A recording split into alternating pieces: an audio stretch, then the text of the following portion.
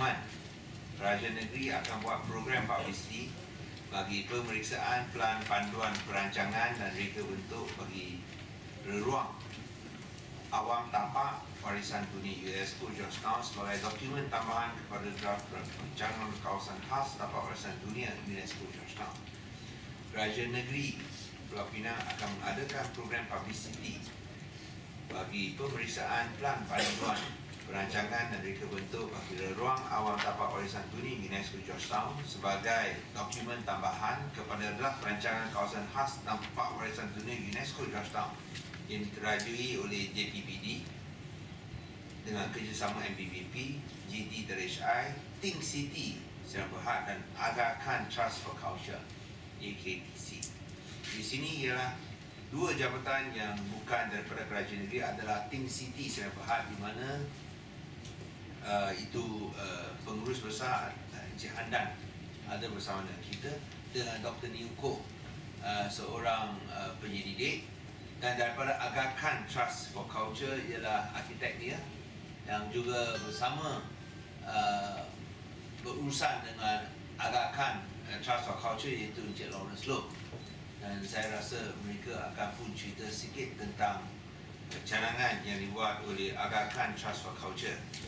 Aga Khan adalah suatu institusi antarabangsa yang terkemuka memelihara warisan, dan mereka amat terkenal dengan apa yang mereka lakukan di Kahirah, Mesir, dan juga banyak bandar-bandar selain daripada di Timur Tengah, juga di beberapa tempat di Eropah. Tapi yang paling masyhur saya rasa ialah Kahirah di Mesir. Dan panduan perancangan dan reka bentuk bagi ruang awam tapak warisan dunia UNESCO Georgetown disediakan sebagai dokumen tambahan kepada draft rancangan kawasan khas dalam mencadangkan rangka kerja yang menggabungkan aspek pemeliharaan dan pembangunan. Maklumat komponen pembangunan ini adalah untuk mentransformasikan Georgetown sebagai hub kreativiti dan kebudayaan yang tergulung di wilayah Asia Selatan demi menarik pelaburan dan pelancongan yang berkualiti. Itulah sebabnya Think City ditubuh di bawah Kementerian Kewangan oleh Pejabat Pusat, Kerajaan Negeri dan juga Aga Khan. Kita harap kita tiga-tiga dapat menjadikan Georgetown lagi terkenal, lagi indah permai, lagi saya rasa terunggu di dunia tentang warisan. Tambahan, so apa yang kita sebut ialah draft rancangan kawasan khas ini sudah siap. Tapi kerana selepas ini Aga Khan telah membuat beberapa show, dan kerajaan negeri rasa kerana ini show ini agak meluas, maka kita cadangkan bahawa draft ini harus dimasukkan sebagai satu tambahan supaya kita dapat maklumkan kepada orang ramai, kita boleh dapat maklum balas daripada mereka. Dan ini dibuat untuk menunjukkan bahawa kita memang tulus, selaras dengan urusan Bill Cat, cakap, accountable dan tulus. Kita tak mau sembunyi apa-apa, biar rakyat lihat dan berikan pandangan masing-masing. So tambahan ini memelihara, mencantikkan, menaik taraf tapak warisan dunia UNESCO Georgetown. Kerajaan negeri Pulau Pinang diwakili oleh CMI serta daripada peringkat pusat Think City dan juga institusi antarabangsa AKTC Aga Khan akan menubuhkan sebuah syarikat tindakan khas atau special purpose vehicle untuk menguruskan pelaksanaan projek-projek berkenaan dengan ruang awam di Georgetown. Untuk tahun 2015, Think City dan AKTC berlihat dalam pengurusan operasi, kewangan dan projek-projek termasuk Taman Lebok Aminian. Ini terlihat, bukan perlihat, terlibat. It's a mistake there. Think City dan AKTC terlibat dalam pengurusan operasi, kewangan dan projek-projek termasuk Taman Lebok Aminian, pelan pengurusan pemeliharaan bagi Fort Cornwallis dan kerja-kerja reka bentuk bagi pesisir utara. Memandangkan ini adalah satu peluang keemasan oleh sebuah institusi warisan antarabangsa terunggul yang juga merupakan pengiktirafan besar peranan penting ciri-ciri dan nilai warisan di Georgetown, maka kerajaan negeri mengambil inisiatif untuk menjalankan proses ini sebagai tanda komitmen kepada agar-agar dan juga rundingan awam yang terbuka dan terus. So yang lain-lain ialah tentang peranan yang dimainkan oleh Think City, agar-agar dan juga oleh pihak kerajaan negeri. So ini adalah secara ringkas mungkin dan Hamdan, you want to add anything? Actually, all this in the recommendation stage. The proposals to revitalize, re-energize, and also to as I said, reformulate the heritage buildings in Georgetown. This is only at the proposal stage. Whether this will happen will depend on various factors, including, of course, financial considerations. That will be something in the future. But at least we want this conceptual stage to be made known to the public. And we do not believe in hiding things. We made it known to the public and let the public give their feedback. Significant global institution that has experience in working in historic cities, as what CM has mentioned, in Cairo, in Kabul, Delhi, and also many other European cities. So we felt that we could benefit from their own experience, expertise. It's in this context, in November 2013, they formalized an MOU with Think City to see how can they carry out a study to see how the Georgetown World Heritage Site can be enhanced into a globally significant cultural site. And using their own experience and expertise, a report was prepared, and this was tabled to Chief Minister in last October. And following this, I think the decision was made at the SPC to say that it is probably important that this study that was carried out to be considered to be adopted into the SAP. And it's in this context, I think, that this afternoon that we have gathered to launch a public consultation process to get inputs and feedback to see whether the proposed interventions in this public space are the ones that are important for the site. Both in the realm of conservation, in terms of another program they do called the Architectural Conservation Awards. So they do it biannually. I've been involved in that process. I've worked with them on this project and I'm very familiar with their mindset and their philosophy. I think the Agakan Trust for Culture is an organization that focuses on architecture conservation and aspects of urban planning, of which is in the World Heritage Site. All three of these are very key drivers of the conservation of the site. They have a very specific thing called the Aga Khan's Historic Cities Program. And if you go to their website, you'll see that they have restored, financed, co-financed, socialized, create sustainable programs for place and community, including places like Cairo. They restored a huge rubbish dump, and eventually it became a park for the city. They worked in Zanzibar, which is also a World Heritage Site, and they've used some of the lessons learned, and we're trying to share them with Penang. And they've worked in Europe, and in terms of culture, they even have just opened one of the biggest Islamic museums in Toronto, which is fully financed by the trust itself. So it's a very philanthropic trust, and in fact in KL they worked in conjunction with the Islamic Museum next to the National Mosque. So they have a long history of participation in the Islamic world, but very low key. So in this respect, when Think City spoke to them, and I was part of the delegation to speak to them, they showed a very strong interest, particularly in Penang. There were other sites in Malaysia that they considered. There were other places in Southeast Asia that they considered. But eventually they found that Penang was just the ideal place to promote their program. And that's where this cooperation came about. It's not motivated by the idea of development. It's more motivated by the philosophy of them sharing their world expertise and bringing world-class ideas to Penang. And in fact, Hamdan, myself, and Neil, we were very, very persistent trying to get to Penang.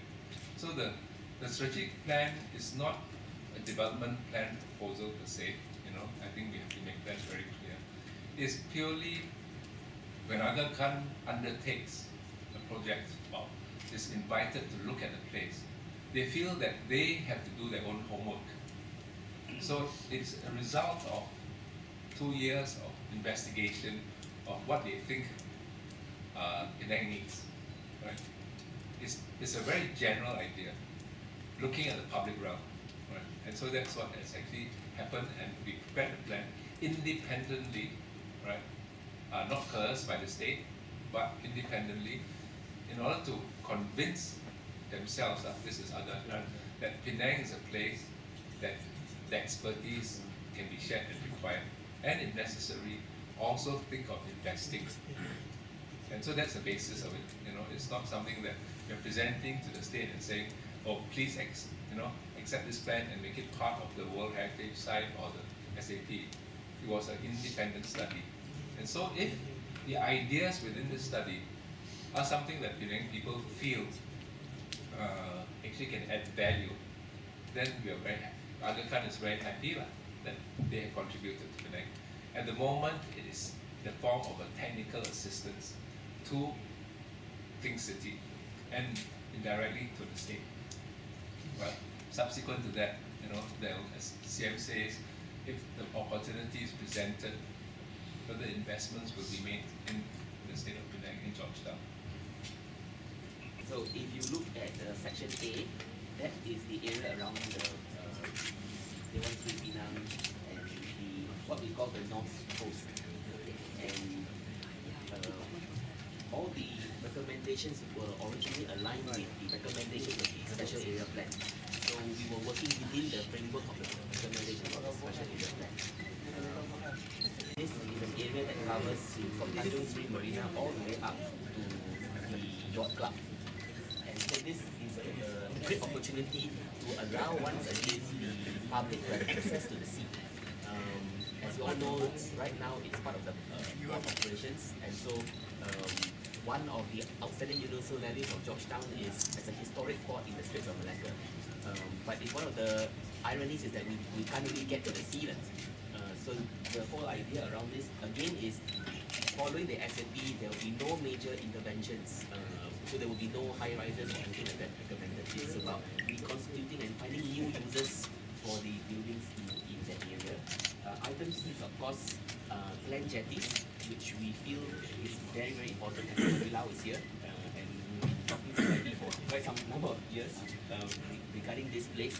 And here again, it is to look at two things. One, community-led initiatives, perhaps improving the housing in that area, and of course, the sewage and other technical issues with regard to infrastructure. Item D is the Street of Harmony. So one key concern is about intangible heritage in Georgetown. Yeah?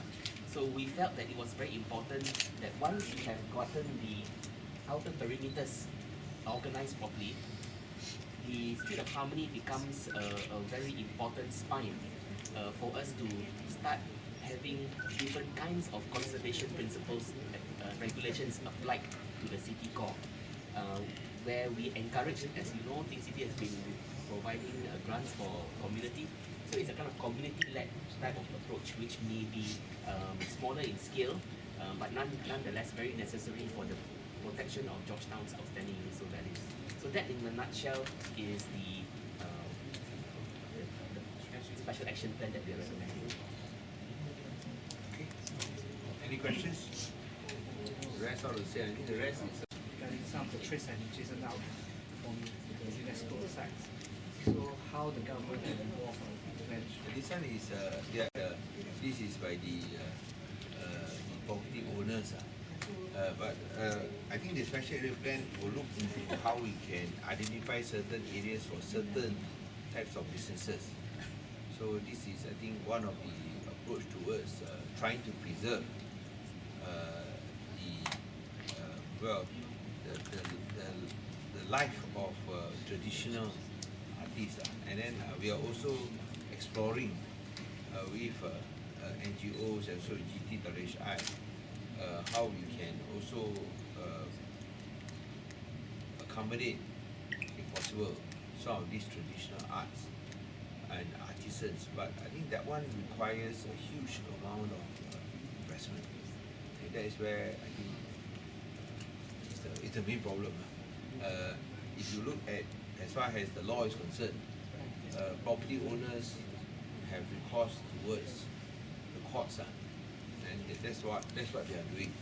So I think we want to take that aside, but I think another approach is towards identifying the various traits that are allowed in a locality. That's where I think we have gone through that at the first stage. Now we are going into something that is much more cohesive and organized through a recommendation by Think City as well as Agakan, together with the state government, to see whether, as Neil has mentioned, that once you take into account the outer perimeter, then whether in the inner part of the city, whether it can be organized in order to see whether we can protect and preserve some of the streets. So we also hope to support state initiatives by, the next round of the grants program, the next generation of the grants program will most likely be more focused on intangible heritage rather than specific building projects. But it's always a progression. First you start with tangible, right? There's nothing you can, because without tangible, it cannot be anything intangible. Right. Just like when you want to build, for instance, do something, you must first have the building first. It's physical hardware, then after that you look at the software, the content. So it has to be systematic. Positive not only for Penang but also for Malaysia, the fact that they've chosen Georgetown and Penang. Okay. So when the whole process expected? Berapa 3 bulan kan? Tapi yang dia akan diwaterkan 3 bulan macam at least 3 months lah. But of course we have to gazette it later. We go through a process to take 3 months. Ya, selepas ini dan perawatan ada 3 bulan. 3 bulan. Around 3 months.